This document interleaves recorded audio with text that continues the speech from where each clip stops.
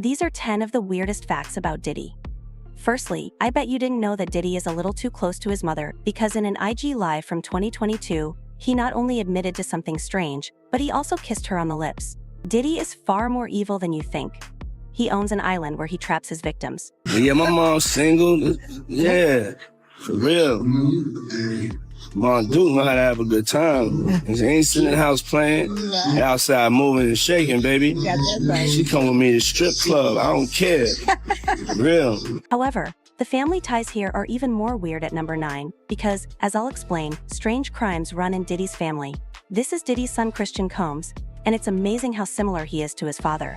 For example, in 2022, when Grace Omar Cake worked as a bartender on Diddy's establishment, everything was going great. At first, people were drinking, dancing, and having a great time, but soon afterward, Grace began to feel strange and sick, and soon after that, she found herself cornered in a room with Christian, allegedly where he would harass and assault her. In this audio that CNN has listened to, you can specifically hear the accuser who alleges that she was being forced to take this tequila shot that she believed was laced with drugs. And in the audio, you can hear her asking Christian Combs if she was being drugged, and he answers, "Take the shot." While the case is still pending, Christian may end up like his father and face several years in prison. But look, Diddy might fare well in prison because number 8. What if I told you that Diddy's favorite part of working in the music business was sleeping with rappers? Not only has he admitted to sleeping with Usher, but he also helped Grace escape after fighting with Christian trying to get away. Grace never forgot that day. In April 2012, Grace finally sued Christian for drugging, assaulting her, and causing her mental distress. Fortunately, she enlisting the help of music producer Lil Rod Jones. My brother right here from day one, we used to wake up and, pause, but like, just back in the days when he was like 10 and I was a little bit older, his older brother, we used to fight over the Frosted Flakes. But it's my brother for real. We used to actually wrestle off of the Frosted Flakes because he used to always get up early with me. Now he's one of the richest stars in the world. And Now, some people might not believe any of this and think that the stories are just that rumors. However, real court papers claim that Diddy hired male escorts for himself, and even that he slept with well-known rapper Meek Mill. Diddy has a history of defrauding artists, as proven by the fact that, for number 7, he destroyed the childhoods of some of the greatest musicians of all time.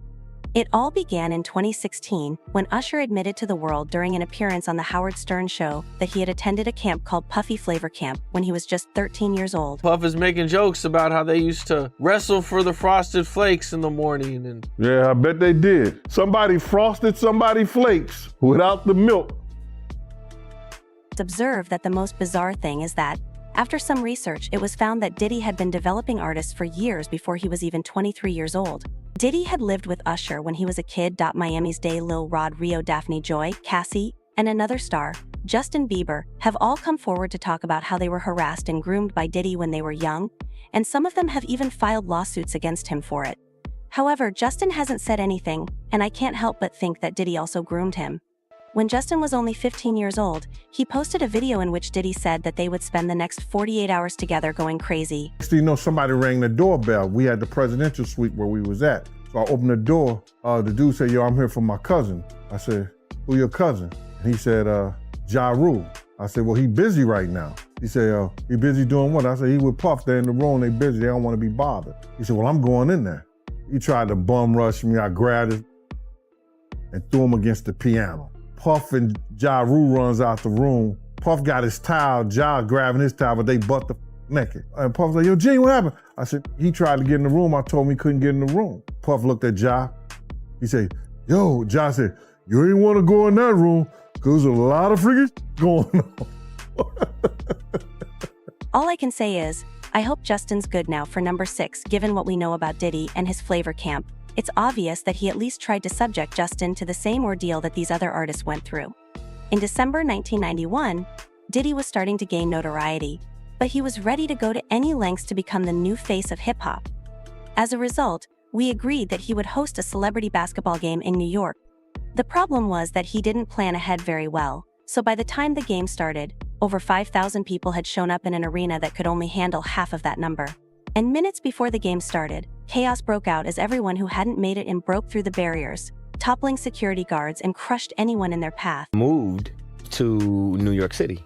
and I lived with Sean Puffy Combs for a year. That's the crazy thing. Now, that was L.A. Reid's idea, right? We're sending you over to something called Puffy Flavor Camp. There you go. Look, Diddy shouldn't be proud of number 5 because, as you probably already know, he changed his name only to hide the proof of his crimes. Over the years, Diddy has done some of the craziest things possible to hide evidence. In fact, he used to send out self-destructing invitations to his white parties. Check this out, yo. Justin, you ever seen the movie 48 Hours? Right now, he's having 48 hours with Diddy, him and his boy. They're having the times of their lives, you know, where we hanging out and what we doing, we can't really disclose, but it's definitely a 15-year-old's dream. I don't have legal guardianship of him, but for the next 48 hours, he's with me. So, yeah, and we gonna go full crazy. On top of that, in 2023, it was reported he paid a hotel $50,000 to destroy a tape of him assaulting his own wife. But he knew if he was going to keep committing crimes, he needed a way to keep his reputation clean. So every time he broke a law, he started to change his name, like in the 1990s when he assaulted an Interscope Records employee, and immediately changed his name from Puffy to Puff Daddy, or like the time he was arrested for a shooting in a New York nightclub, and he changed his name from Puff Daddy to P. Diddy. He ended up changing his name 3 times in 10 years, but even that wasn't enough cause he eventually switched his name to just Diddy. After being charged with bribery and criminal possession of a weapon by 2021, after the accusations started piling up against him, Diddy decided to completely change his identity and decide his new name was Love.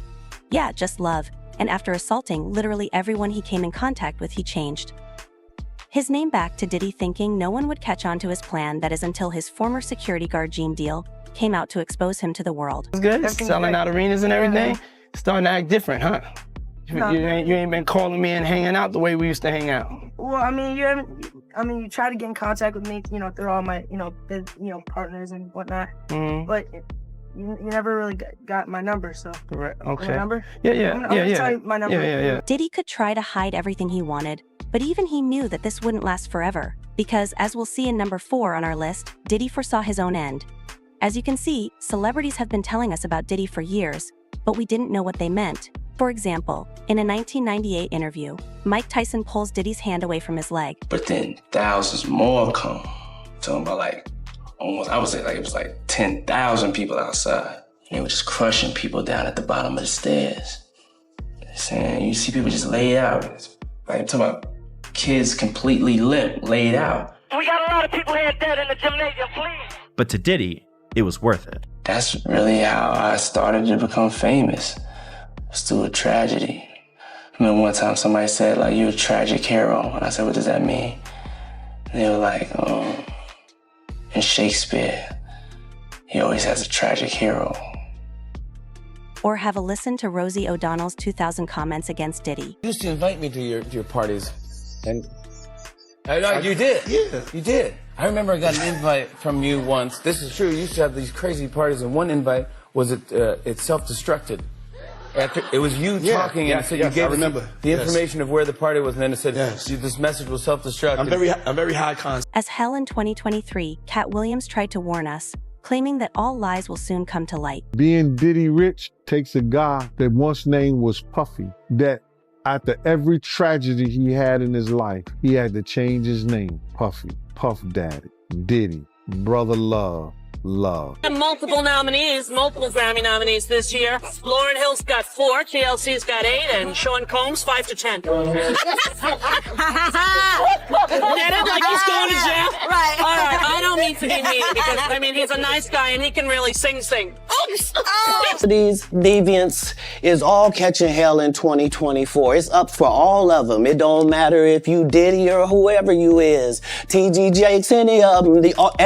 All lies will be exposed. That's all. They won't even give me a permit for the parties, man. They don't want me to throw the parties no more. But we ain't gonna stop. We're gonna keep on having fun, bringing people together from all walks of life. You're gonna hear about my parties. They're gonna be shutting them down. They're gonna probably be arresting me, doing all types of crazy things just because we want to have a good time. 5 million in 2 months. Biggie album been out 2 years. He's barely touching 2 million. He got everybody in New York in his videos and still barely touching 2 million. I've been out 2 months. My shit sold 5 million with 2 videos out. I'm just starting. I know that Biggie and Puffy are here tonight. Did you see them? Do you have anything to say to them at all? Nah, but even if we saw them, we are businessmen. We are not animals. It's not like we're gonna see them and rush them. So if they want to come and use this business opportunity to get on some gangster, you know, we do that better than anybody. Trouble-plagued rapper and actor Tupac Shakur is dead at the age of 25, just about a week after sustaining 4 bullet wounds last Saturday night in Las Vegas. I look at him like, I say, Jesus. And the next question is...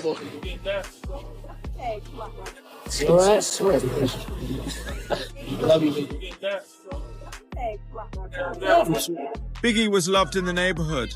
His funeral was a massive event. When someone put on Hypnotize, the whole place erupted. How the hell would you rent studio time in LA for him to finish your album when in fact you got your own studio Daddy's house? Let's keep it a buck. Let's stop this bullshit, man. Puff ain't want none of that beef. So what I'm gonna do is, y'all want the sheep? I'm gonna put him out the pasture. Heard about that. I definitely heard about that. And I found it quite funny that the car actually did get blow up. So I would say that was accurate. He was killed when I was 3 years old. I don't have like a lot of memories of my father. Sold drugs for like a day, and I got chased by helicopters, doors got kicked down. It probably like the unluckiest day for a drug dealer. I was willing to do anything to get to it.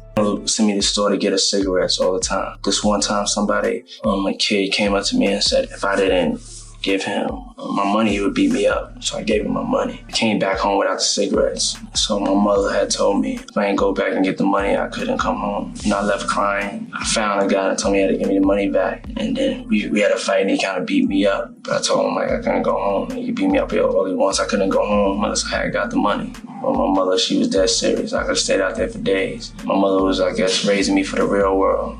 She was always told me if somebody hit me, make sure I hit them back harder. Make sure they never hit me again. Make sure I fucked them up. If you don't have what they need, they're gonna leave. Right. Gotta keep them there. Right. You need locks on the doors. Okay, this is sounding kind of dangerous now.